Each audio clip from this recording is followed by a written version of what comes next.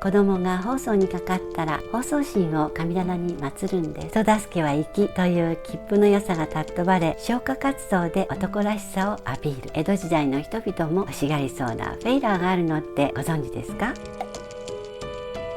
皆さんこんにちは、ミステリーマープルです。今日はエンタメと祈りは江戸の花後編をお送りします。皆さんは三下り半ってご存知ですか？庶民が書いた離縁状で分量は3行半くらい、妻が突きつけられるものと私は思っていたんですが、ところが正反対。三下り半は女房が夫に強制的に書かせたものでした。次の結婚相手が見つかったからあなたちょっと書いてくださいが決め台詞。三下り半は再婚許可証だったんですね。前回はいい弟子の条件をお話ししましたが、江戸時代も末の庶民の間では男尊女卑よりむしろ女性上位が内実でした。そんな夫婦の暮らしぶりを覗いてみると、まず夫は月のうち7日から10日働けば十分一家 4,5 人は養えました。一方妻は隙間産業でアルバイト、月決めで留守中の掃除や洗濯代行、おかずを作って売ったりしていました。その稼ぎで子供の寺子屋代など教育費、自分の着物も賄えたので、夫婦ともどもあまり仕事に追われるようなことはなかったそうです。その分外へ遊びに出かけました。春は花見、夏は大川花火、秋はもみじ狩り、冬は雪見などこの当時のエンタメですね。そういえばブラタモリでタモリさんが参勤交代で江戸に来た武士は食べ歩きなど遊んでばっかり、日記に残っているとおっしゃっていましたが、江戸の庶民も負けず劣らずエンタメで気晴らし、息抜き、気分転換をしていたんですね。普段はお祈り三昧、町人の主な信仰は稲荷信仰に富士信仰。お稲荷さんは長屋ごとにあり、町中稲荷神社だらけ。なぜかというと、お稲荷さんは来世ではなく今すぐご利益があるという唯一現世利益の神様だったからです。契約心で願いが叶ったら約束した寄進をしなくてはならず、保護にすると罰が当たると信じられていました。死にそうになった時でさえもお地蔵さんの供物は食べてもいいが、お稲荷さんの供物は食べてはいけないほどだったとか。おかしいでしょ。富士信仰については、家から富士は見えるかいというのが社交の言葉で、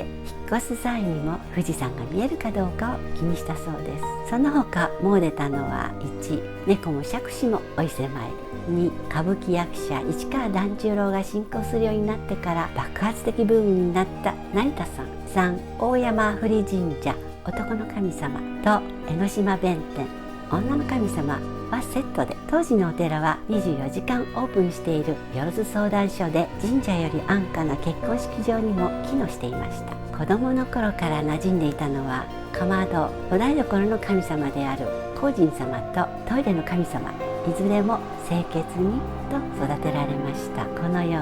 うに日本には八百万の神様がいて、常日頃から人間と共存していました。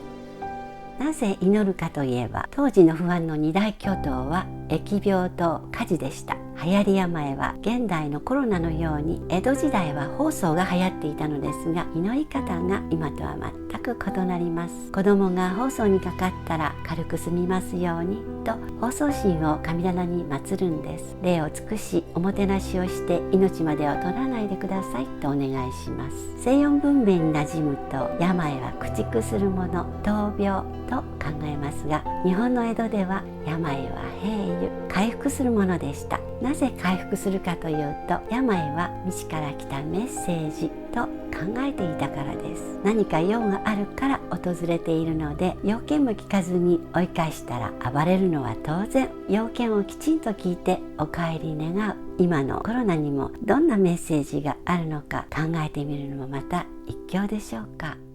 一晩で町内が丸焼けになる火事は、木と紙の家でできた江戸では頻繁に起こった脅威でした。ただ怪我の巧妙も素晴らしいものでした。人助けは粋、という切符の良さが尊ばれ、血気盛んな人は町火消しに属し、消火活動で男らしさをアピール。フラストレーションを人助けという良い方向で解消。そんな空気感から、前回お話しした体の不自由な豚七が倒れれば若い衆が親身になって助けるんですね。江戸庶民の生活を知ると、人々の連帯感が強く、弱者に優しかった理由が見えてきました。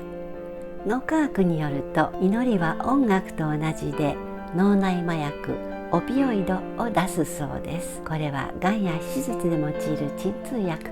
ということは、江戸の庶民は遊山などエンタメで幸せホルモンが出て、祈りで苦痛を和らげていたため、他者に優しくできたと言えそうです。科学的な視点に立つとまた面白いですね。